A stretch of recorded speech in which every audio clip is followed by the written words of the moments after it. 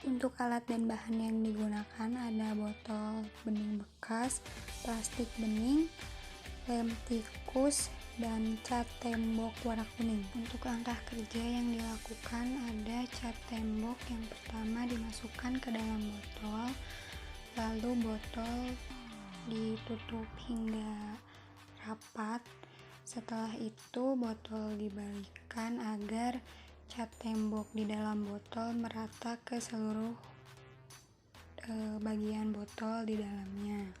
Setelah itu botol dimasukkan ke dalam plastik bening hingga badan botol tertutup oleh plastik bening.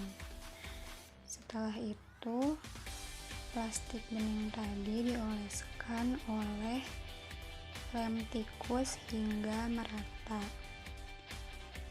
Lalu simpan botol tadi di tempat yang sekelilingnya ada tanaman. Yellow trap ini adalah jebakan hama berwarna kuning yang akan menarik hama dengan sasaran hamanya yaitu lalat buah.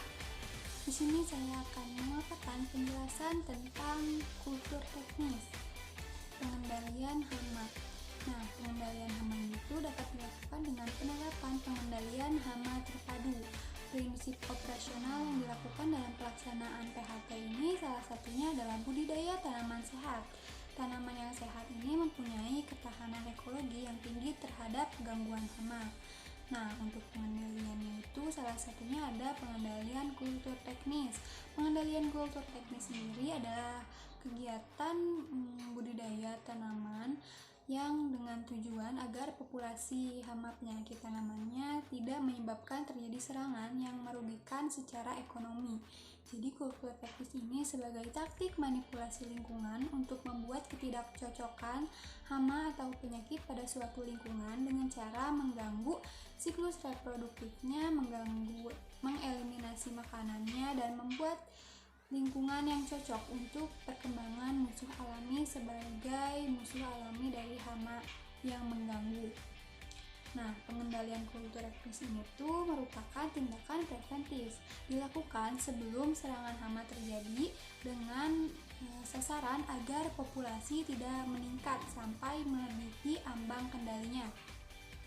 Pengendalian hama secara kultur teknis ini dapat dilakukan dengan cara yang pertama ada penanaman kedelai lebih awal kalau untuk kedelai, dan untuk tanaman lainnya penanaman lebih awal. Lalu untuk penanaman varietas yang toleran, juga penanaman tanaman penghalang. Misalnya contohnya ini ada jagung di antara tanaman kedelai. Lalu ada tanaman bukan inang dan sanitasi. Juga dengan penggunaan mulsa jerami dan sistem tanam serempak dalam satu hamparan serta pengendalian secara bercocok tanam perlu dipadukan dengan teknik-teknik pengendalian hama lainnya yang sesuai dengan prinsip PHT tadi.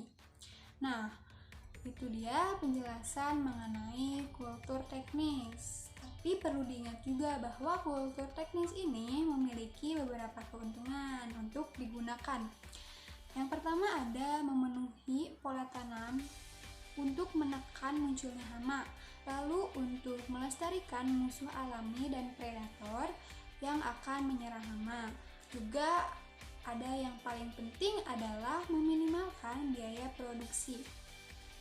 Nah, dari keuntungan tersebut kita dapat menggunakan kultur teknis untuk pengendalian hama penyakit tanaman agar tanaman dapat tumbuh dengan baik dan menghasilkan hasil yang maksimal untuk kebutuhan kita. Sekian penjelasan mengenai kultur teknis dari saya. Kurang lebihnya mohon dimaafkan. Terima kasih. Assalamualaikum warahmatullahi wabarakatuh.